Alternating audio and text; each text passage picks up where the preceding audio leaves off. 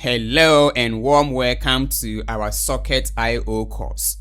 I'm so excited to have you here, and I'm confident that you've made a fantastic decision to invest in your time in learning this powerful technology. Throughout this course, you will unlock the secret of real-time communication, enabling you to build applications like chat apps, live notifications, online games, and so much more. Here's what you can expect: a hands-on learning experience with practical examples, step-by-step guidance to understand the core concepts, real-world project to help you master Socket.io and integrate it with React, Express, MongoDB, no matter your starting point. This course is designed to take you from the basics to advanced concepts in a fun, supportive, and engaging way. By the end, you have the skills and confidence to create real-time apps like a pro. Let's code, collaborate, and create amazing things together. Feel free to reach out with questions, and let's make this journey both educational and enjoyable. See you inside the course.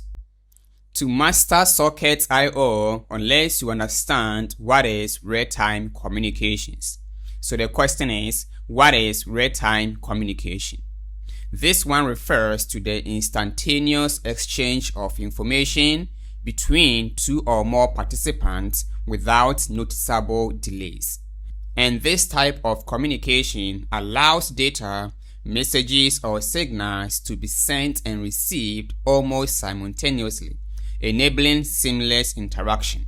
And this one is opposite to traditional HTTP servers. With real-time communication applications, we get instant feedback or response based on our request. So based on this one, let's look at some of the key features of real-time communication. One is low latency. This means minimal delay between sending and receiving messages. This is what we call low latency. And also two-way or bi-directional, which means that both parties can send and receive data at the same time. And lastly, continuous feedback. This means instant acknowledgements of data exchange. So as you can see the power of real-time applications, let's look at some of the real-time communication applications that we can build. One is chat application. This means instant messaging systems like WhatsApp or Slack. So by the end of this course, you can create your own chat application. And we can also have voice and video calls. Platforms like Zoom or Google Meet, they use real-time communication concepts, and online gaming and live streaming. Let's look at the technologies for building real-time communication applications. The first one is WebSockets, RTC, and that is real-time communication APIs such as WebRTC, and then push notifications. Let's begin with the WebSocket. This is a built-in feature into modern browsers, and this one provides a full duplex bi-directional communication channel over a single TCP connection, and they enable real-time interaction between a client and then a server. And these are some of the key features. One is persistent connection, low latency for real-time communication, and this one is ideal for chat apps, live date feeds, and multiplayer games. For WebRTC, this one enables peer-to-peer audio, video, and data sharing directly between devices without requiring a server for media transmission. And lastly, push notifications. These are messages sent from a server to a client device, example, browser, mobile, even when the app is not active. At this point, you may be asking, then why Socket.io? Using these technologies to build real-time application requires a lot of work. This is where Socket.io comes in, which means that Socket.io is built on top of several underlying technologies to enable real-time bi-directional communication. Example is WebSocket. And this is a primary technology for Socket IO. So why Socket IO? Because it provides a persistent full duplex communication channel between the client and then the server. So with Socket IO, our life is going to be much easier when building real-time applications. With this one being said, the next video we will talk about how real-time communication works. How does real-time communication works? We are going to explain this in two contexts. One is using traditional HTTP request and then WebSockets used in Socket IO. So what are the traditional HTTP requests? Let's say we are using a web application for blogging. Anytime you create a post, unless we wait for a while before the post can be saved, before getting back the response. And anytime you want to see update, unless we keep making requests to that server to give us the update. This is a traditional HTTP request service. For this one, the client sends a request to a server and waits for a response. This means that the response from the server can delay depending on so many factors. And this one also requires pooling, and that is repeated requests for update. But for WebSockets using Socket IO, it is the opposite way. For this one, it creates a persistent connection between client and the server. And this one enables real-time bidirectional communication without repeated requests. As you can see the power of real-time applications, it is going to improve user experience. With this one being said, in the next video, we will begin with Socket.io. What is Socket.io? This is a library that enables real-time bidirectional and event-based communication between clients and servers. Let's have this scenario. Let's say this is our server for our real-time application using Socket.io. When a user connects to the server, the connection is live. And let's say one more user has connected to the server, likewise this, likewise that. In this case, when this client sends a message to the server then distributes all the messages to the connected devices. And all of these connections are live. This means there is instant communication between the server and then the client. Let's look at the features when using Socket.io. Like I said, Socket.io was built on top of WebSockets, and this one provides additional features. For example, fallback options. This means if WebSockets are not supported by the browser or network, Socket.io gracefully falls back to alternative transport mechanisms like long pooling and also ease of use. This one simplifies the implementation of WebSockets by providing an intuitive API for both server and client-side communication. Automatic reconnection. For this one, it handles connection interruptions and retrials automatically. And broadcasting. This means supports broadcasting messages to multiple clients or rooms. And custom namespaces. This one allows organizing events and connections using namespacing. So why using Socket.io? One is real-time communication, event-based architecture, cross-browser and network compatibility, room management, built-in reconnection, and scalable. So where can we use Socket.io? One is in chat applications, real-time dashboards, online games, live feeds, and real-time collaboration. Since Socket.io is an event-based, to better understand it, unless you know the event. And this is what we are going to use to build real-time applications. So the first event is called connection. And this event is triggered when a client successfully connects to a server, and it's used to initialize communication and register further event handlers. This means that all events will be inside the connection. Don't worry, when we get to code, you better understand this. For the meantime, understand that the connection is going to be triggered when a user is successfully connected to the server and then disconnect.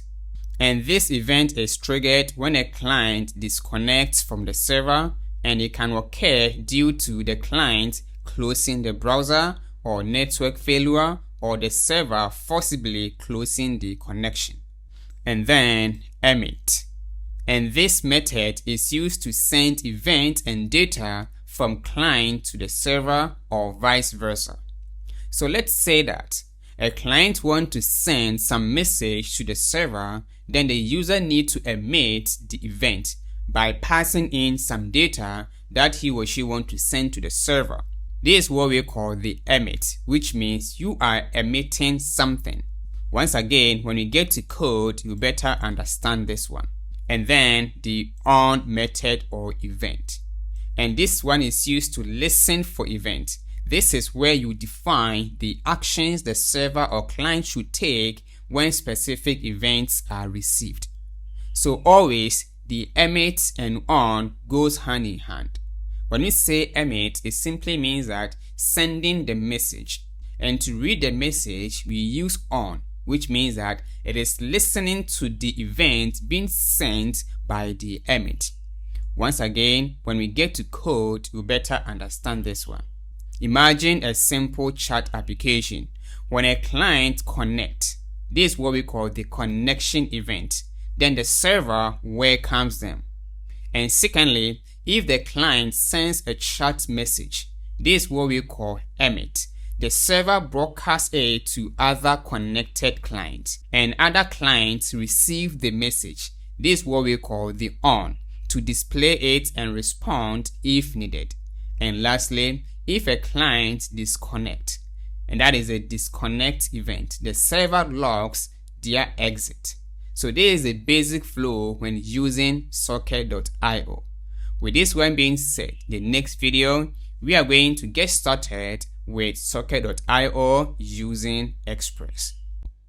Let's begin with socket.io, and this is the official website. If you go to socket.io, it will greet you with this beautiful interface. Now, the question is how to use socket.io. Remember, this is a library that's going to help us to build real-time applications pretty easily. And this library was built primarily for Node.js. This means unless you're familiar with Node.js or Express, before you can use socket.io, because this documentation is for Node.js. The first step is unless we set up the server for the socket.io to work.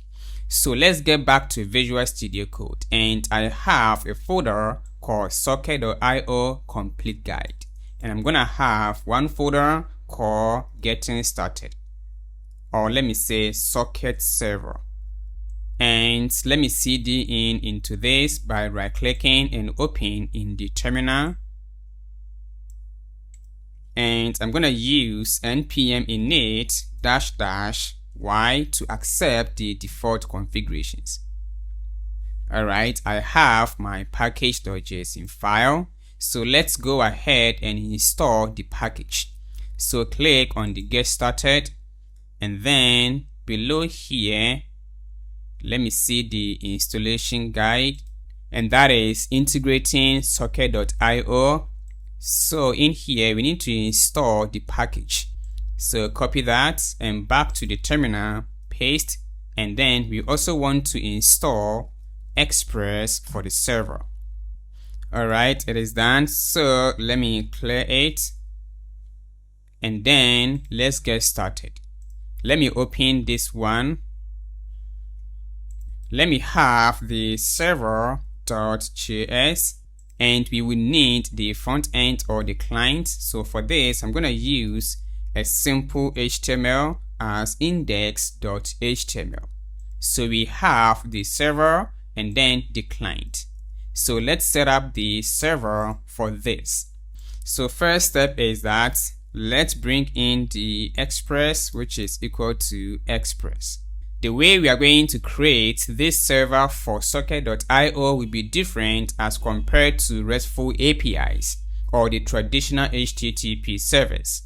For this, we are going to use the HTTP module from Node.js. So in here, I'm going to say const, and then I'm going to destructure, which is equal to, then bring in the HTTP module. What I want is called create server. So the question is, why do we need the core HTTP module for the server? The reason is that the HTTP module allows us to combine an Express app and Socket.io into a single server instance. And this setup simplifies the application architecture, reduces resource usage, and ensures compatibility between Express route and Socket.io logics.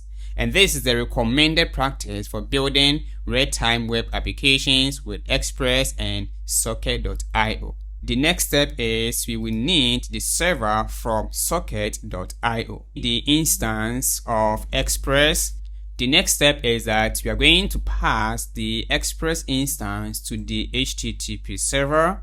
So below here, let me have some space, and it's going to be as const server is equal to create server, and then pass in the Express instance as this. And the next step is instance of the Socket.io. I'm going to use io, which is equal to new, and then the server instance, and then pass in the server. At this point, we have merged the two servers together, and that is the Express server and then the Socket.io server. Then below here, I'm going to say start the server, and it goes like this: server.listen.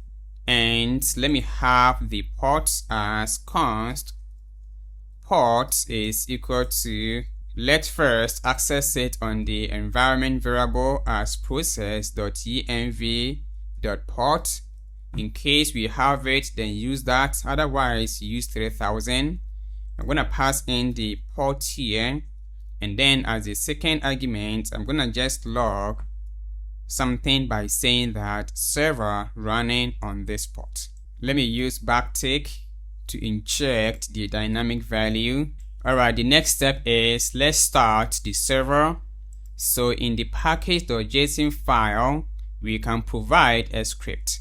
Well, the main file here, we used what is called server. So change this one to server. Alright, and then to start the server, we are going to use a script which is called node-watch, and then the name of the file, and that is the main entry point. Mine is server.js, and hit enter. With this one, we don't need to install nodemon to automatically restart the server. Now, this is how we set up a server to use Socket.io. Now that we are done with the server creation for Socket.io, we are going to integrate Socket.io into this project. This is where the first event comes in, and that is the connection. As we spoke about, this event is going to be fired anytime a user or a client connect to the server. At this point, we have our server from the Socket.io, which is this one. So on that, I'm going to say listen to connection from client. And it goes like io.on. Remember, we use on event to listen to an event that has been emitted. So as a function call, we're going to provide the name of the event, which is called connection. And then the second argument is going to be a callback function. So as that. And then in the callback function here, we have access to the socket, and that is a connected client. So we can log the socket here, and that is the connected user. And then below, we are going to log by saying that a user connected. At this point, we have integrated socket.io into application. Now that we are done with the server, the next step is we need to integrate the client side into it. Let's get into that in the next video. The next step is that we need to integrate the front end into application or the client. In this case, we are going to use HTML. As we move on, we'll be using React. So the first step is that we need to have some sample HTML, and I'm going to call this one as socket.io, and then h1 socket.io. The next step is we want the server to serve this HTML. So up here, I'm going to say that serve the asset. And it goes like this, app.get, and then / as the home page callback function.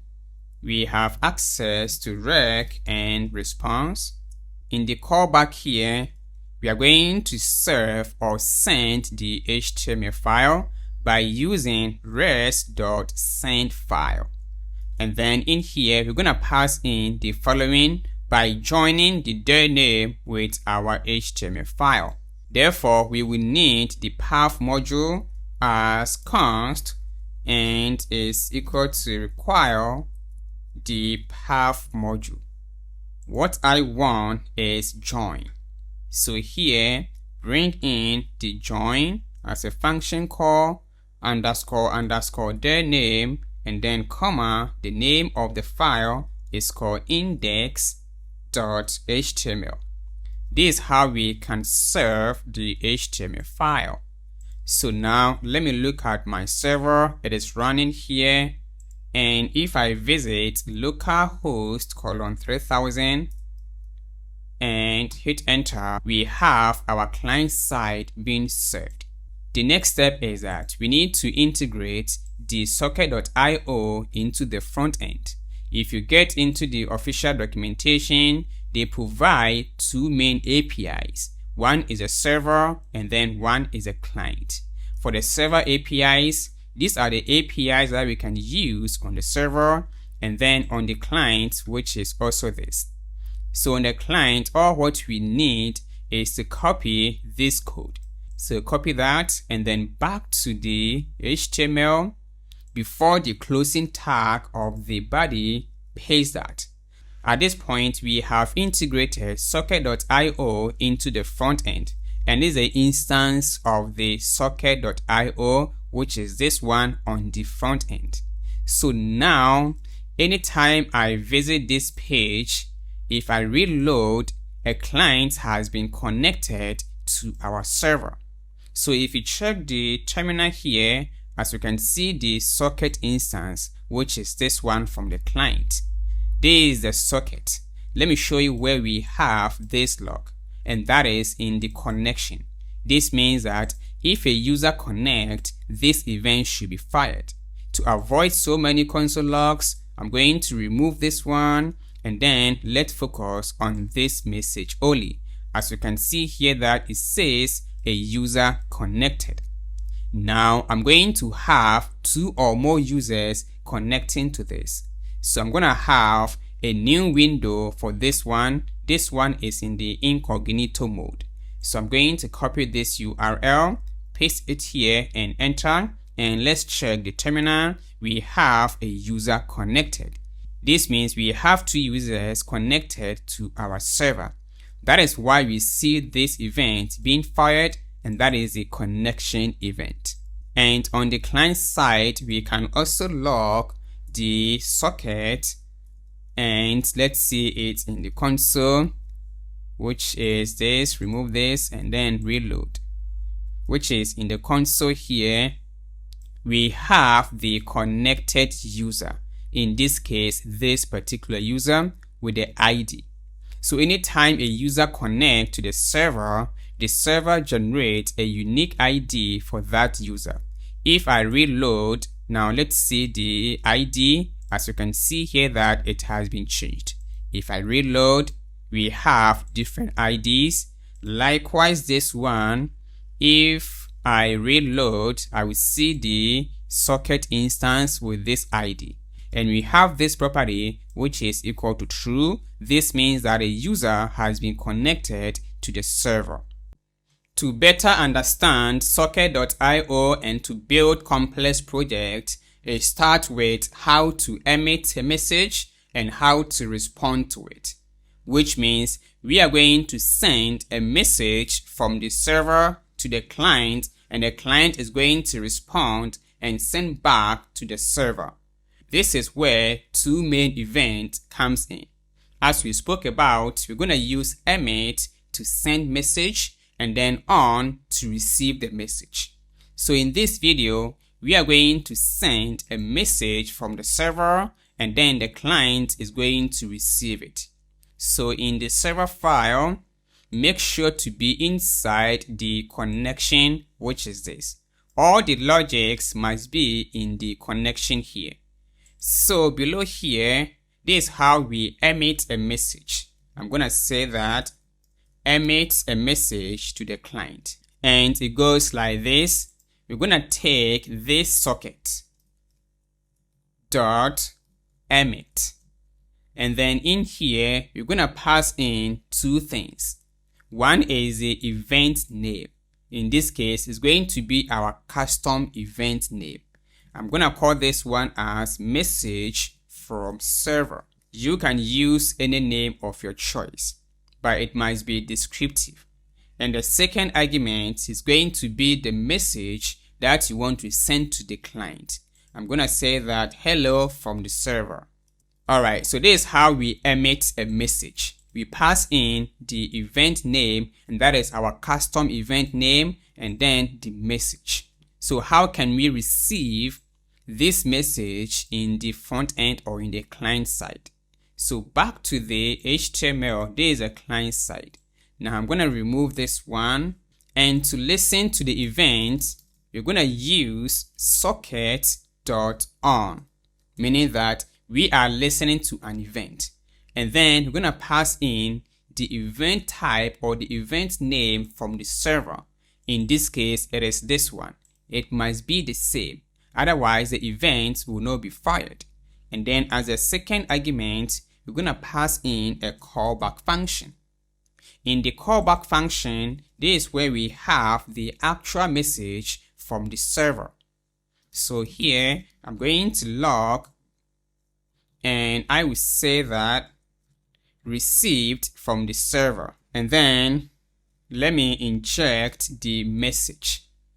If I save this one, and then if I open the console here and then reload, as you can see here, received from the server, and that is hello from the server, which means that the server has emitted this message, and now the client has received the message. As you can see, it is instantaneous. This is what we call bi-directional. As soon as you send the message, at instance, you're going to get the response. This means it has low latency. Understanding this concept is very, very important, so I advise you to pay attention about this one. In the next video, it's going to be a vice versa. We are going to send a message from the client, and then in the server, we are going to receive it. It's going to be the opposite. So in case you want to challenge yourself, you can do it. Otherwise, catch you up in the next video. In this video, we are going to emit a message from the client to the server. It is going to be the opposite way. So in the client side here, I'm going to say emit a message to the server. And it goes like this, socket.emit. Then we are going to pass in the event name. I'm going to call this one as message from client. And then the message that I want to send, I'm going to say that hello from the client. And now in the server, how can we receive it? So I will say listen for message from the client. And to listen, you're gonna use sockets.on. And then the name of the event is called message from client. And then to access the message, you're gonna use a callback function. And we have access to the message here as message. And then I'm going to log the message as received from client. And then inject the message. So now let's see the magic. If I reload, I got received from the server, and that is hello from the server. And as soon as we got this one from the server, the client also is sending a message back to the server. So if I check the terminal, I also got received from the client, and that is hello from the client. As you can see, the instantaneous feedback. With this one being said, in the next video, we are going to build a very simple chat application where a user can emit and a server can listen and vice versa using a simple UI. We are going to build a very simple chat application based on the concepts that we've learned. So for this one, as soon as the application loads, we have a message that says hello from the server. And if I say that I'm John and send, this is a message. So this is what we are going to build. As we move on, we will be improving upon it. So back to Visual Studio Code. I have a folder called Basic Chat App. The first step is that we need to initialize this project as npm by using npm init --y and hit enter. And as we did, we will need socket.io. If you go to the official documentation, then click on the get started, then click on the integrating socket.io. This is a package, socket.io, and we will need express and hit enter. Alright, so the next step is let's have a folder called public. In here, we're gonna have the front end with the HTML and then the CSS and lastly the JavaScript. I'm gonna call this one as index.html, and I'm gonna have CSS folder and then the JavaScript folder. So this one is for the front end. So in the CSS, I'm gonna have what is called styles.css, and then for the JavaScript is equal to chat.js. To focus on the main logic, I'm gonna provide you with the HTML, likewise the CSS. The starter template will be provided. Alright, so this is the starting point by having the HTML and then the CSS, and I have already linked up the socket.io on the front end and then the custom JavaScript, which is this one. So if you get to the official documentation, how to integrate the socket.io, this is a code for that, and that is on the front end. The next step is that we need to have the server for it. So let me close all these guys and have server.js, and as we did, we will need express, which is equal to require. We will need the HTTP server as require, and what we want is create server, and we will need the path module, and what I want is called join. Then instance of the express app, which is equal to express as a function call, and then we will need the server. We're going to use the HTTP server and pass in our express app, and then the instance of the socket.io as io is equal to new server, we will need the server from socket.io, and here as the server. So pass in the server instance, and that is a combination of our Express app and then the HTTP module from Node.js. And let's have our port, which is equal to process.env.port. In case we have one on it, then use that, otherwise use 3000. And then below here start the server, and it goes like this: server.listen, then the port callback function, and I'm gonna say that server is up and running on the port, and then comma, inject the port. The next step is that we need to serve the static files from the public folder, and we're going to use a middleware as app.use and pass in express.static, and then we're going to use join to join the file by using underscore their name, comma, and then the entire folder as public.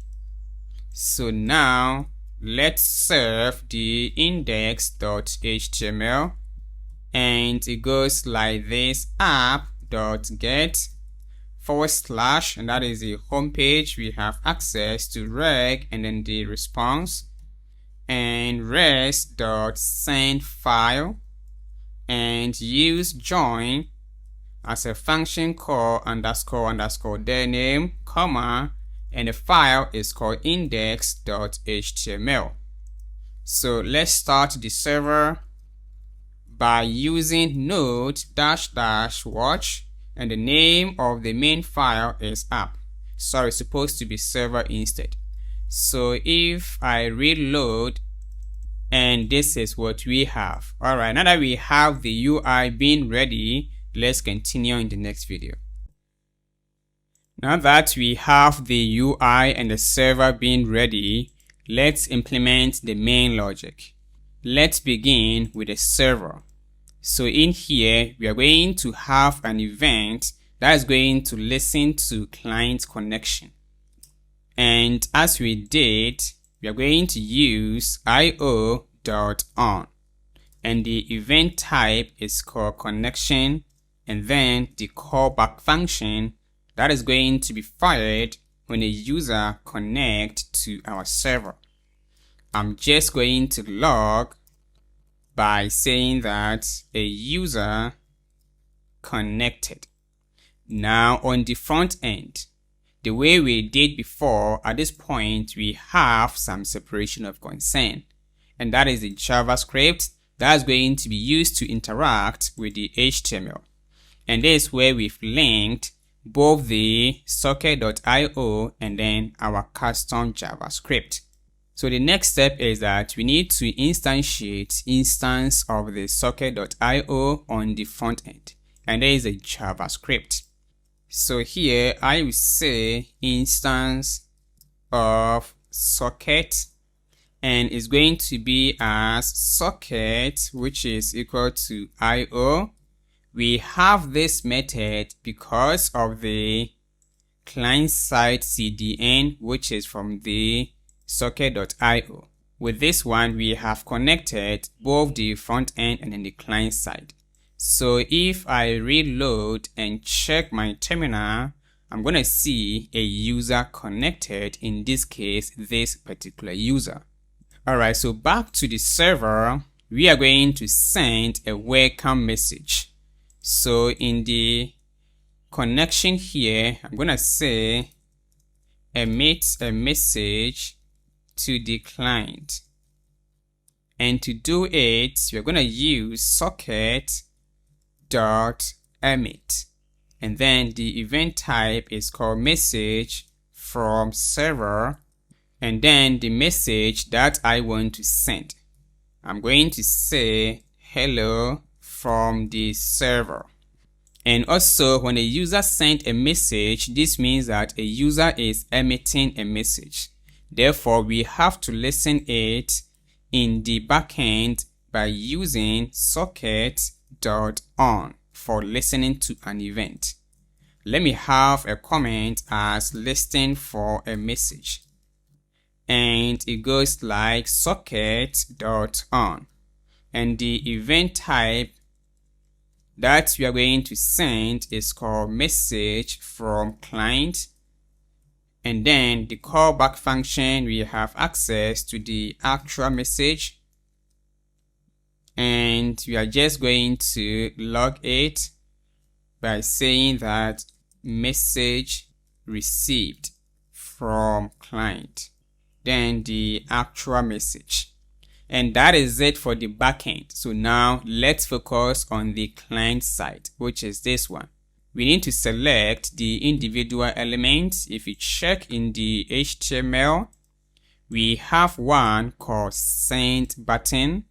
So back here, I'm gonna say select element, and the first one is called send button, which is equal to document.querySelector, and the class is called sendBTN, and we will need message area.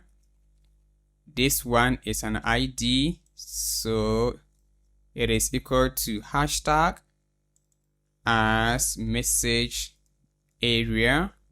After that, we will need the message input, which is this one, and message input.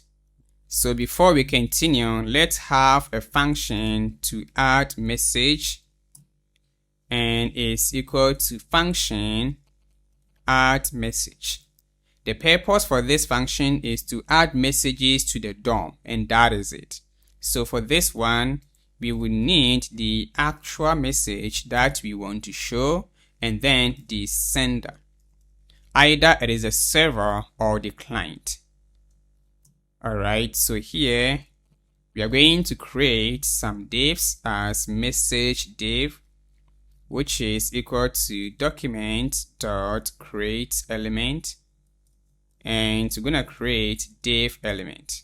And let's add a class as message div dot class name, and the class name is equal to, I'm gonna use backtick as message, then space, $ curly braces, then the sender, then append the message to it.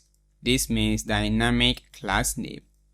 And lastly, let's add the message to the DOM as message div dot text content, which is equal to the message that we will pass in upon calling this function. And then let's append to the DOM by using message area dot append child. And what are we appending? We are appending the message div, and then the message area dot scroll to top, which is equal to the message area dot scroll height. You want to have automatic height depending on the message. Now let's begin with the main logic on the socket.io side of it. So in here, we are going to receive the message from the server and then append to the DOM. So I will say that display, which is equal to display server messages, and to listen to the event, we are going to use socket.on. And the message that we are listening to is called message from server. So pass in here, and then the callback function, we have access to the actual message here. And this is where we are going to add to the DOM, but let's log the message. With this one, save it, and let's see. Let me reload. Well, we have an error. Let's check the terminal. And it says that invalid argument type. So let's check the server file. Well, remove this one. It was a typing mistake. reload, and let me check the console here, and we have hello from the server.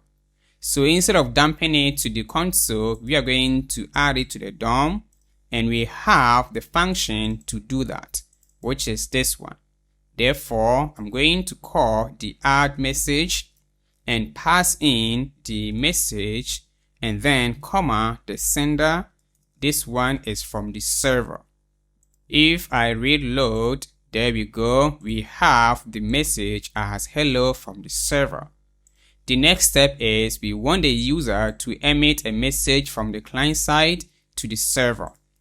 So on the front end here, I'm going to have a function called send message to the server, and it goes like function send message, which is equal to const message is equal to the message input, and that is what the user is providing. To get the actual value, you're going to use .value, and let's remove any white spacing. So in case we have a message, then we are going to emit that message by using socket.emit. And what are we emitting? The first one is the event type as message from client, and then comma the actual message. And lastly, we need to add this message to the DOM by using add message, and then pass in the message from the user, and then the sender is a client. And lastly, let's empty the input as .value is equal to empty string. And that is it. So if I say I'm John, and well, lastly, unless I bind to the send button, and we have the button here, so it goes like send button dot add event listener, and the event type is click. Then the callback function, we're going to use the send message.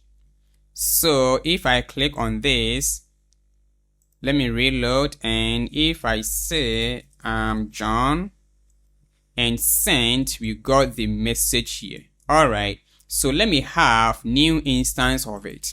For this one, I got the message as hello from the server, and for this, I'm gonna use Emmanuel. And if I send, I got the message here, but for this user, this message cannot be seen by him or her. And this one depends how the server is responding to the messages. Let's fix this one in the next video. We are going to improve our chat application. As it stands right now, we have one challenge, and that is, at the moment, we have two users being connected, and that is this user and this one. Let's say this user is sending a message, for example, Emma. If I send, the connected user cannot see my message. Likewise, this user, if I say Ben and send, the same thing, this user cannot see the message. And to avoid this, we are going to use a concept called broadcasting. What does it mean? Let's say that this is the server, and then these are the connected users. So let's say that user 1 sends a message, for example, Emma. Then as soon as the server receives this message, the server is going to emit the message to all the connected users, with the exception of the user who sent that message. This is what we call broadcasting. So let's get back to Visual Studio Code to get started. So back here, we are going to work it in the server, and that is a backend. This is where we are listening to the message from the client. Therefore, as soon as we get the message, we are going to broadcast the message to all the connected users, with the exception of the user who is sending that message. So below here, instead of console login, we are going to broadcast that. The comment goes like, broadcast the message to all connected clients except the sender. And to do that, we're going to take the socket instance, which is this one. And on that, we have what is called broadcast. And then we're going to emit the message by using the emit. And the event is called message from the server. And then the message that we want to broadcast. So with this one, if I reload, likewise this, and let's say that this user is Iman, I'm gonna say Iman. If I send, now let's look at the other user. As you can see, this message has been broadcasted. And then if I say that also Ben, and if I send, now you got a message, and for the other user, the message has been received. This is what we call broadcasting. So this is a simple chat application. If I connect to a different user, I'm going to copy this, and then let me say that this user is Cindy. I'm gonna say Cindy, and if I send, all the connected users will get this message. Now let's check it out. In here we got it, and then for the other user, which is this one, we also have it as that. Alright guys, so this is what we call broadcasting. Let's understand what is an acknowledgement in socket.io. This is a way to confirm that a message or event has been successfully received and processed by the recipient, either by the client or the server. And this one ensures reliable communication in real-time applications. So as it stands right now for this application, if a user sends a message, we want to confirm that the message has been successfully delivered. Likewise, when the server broadcasts a message, we want to confirm that all the messages has been received by the client. And this concept is called acknowledgement. Let's see how to use this feature in socket.io. So let's get back to the server side, which is this one. We are going to demonstrate in this project. So below here, I'm going to say acknowledgement. Before continuing, let's look at some of the use cases when using acknowledgement. One is validating that a message has been delivered, as I just said. And secondly, for handling responses after an event is processed. And lastly, implementing request response patterns. So let's see how it actually works. The first step is the sender emits an event. For this one, the sender has to pass a callback function as the last argument to the emit method. For example, this one. It has the event name, the message that we want to send, and lastly, we need to pass in a callback function. Once the recipient receives the message, it's going to process the event, and the recipient calls the callback function provided by the sender after processing the event. Let's have a sample code here. I'm going to say that send greeting with acknowledgement. In this case, the server is going to emit this message by saying that socket.emit. And then the event type, let me use greeting for this. And then as a second argument is a message that I want to pass on. So I'm going to say that, hey there, welcome to the server. And then to use the acknowledgement, we are going to pass in a callback function as that. And then in the callback function here, we have access to the response. So in here, I'm going to log by saying that client has received the message. And then let's inject the response. Now, let me explain one more time. The way we use acknowledgement here is that we pass a callback function as a third argument to the emit here. As soon as the user receives the message, then the user is going to send back some confirmation that, hey, message has been received. and we can receive the message from the client on what is called the response here. This is how we emit message with an acknowledgement. Now let's get back to the client side to listen to this event, and that is in the JavaScript here. So below here, I'm going to do it in isolation to the previous ones. So I'm going to say that handle server greeting with the acknowledgement. And as before, we always use the .on to listen to an event. So I'm going to say that socket.on, and which event it is called greeting from the server. And then as the second argument, we're going to pass in a callback function. So in the callback function here, we have access to two things. One is the actual message from the server, and then the callback function, and that is the acknowledgement. So in here, we have access to the message from the server, in this case, this one on what is called the message here. And this callback function is going to use to send a message back to the server that the client has received the message. So here I'm going to say that send acknowledgement back to the server. And it goes like this: the callback as a function and then as an object. We can send any information back to the server. I'm going to say that status is equal to received.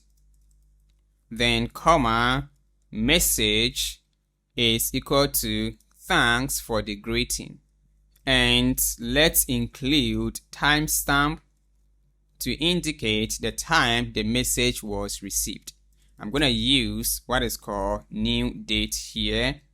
And let me log the message from the server as received greeting, and then the message here. So this message corresponds to this one from the server. Now, moment of truth. Let me reload, which is this one, and open the console. And we got received greeting, and that is welcome to the server from the server. Now the client side has received the message. It is time for the client to send a confirmation to the server that the message has been received. So if you check the terminal, let's check it out about the confirmation, and here we go, and that is status received and message thanks for greeting and then the time. So this is how we use acknowledgement.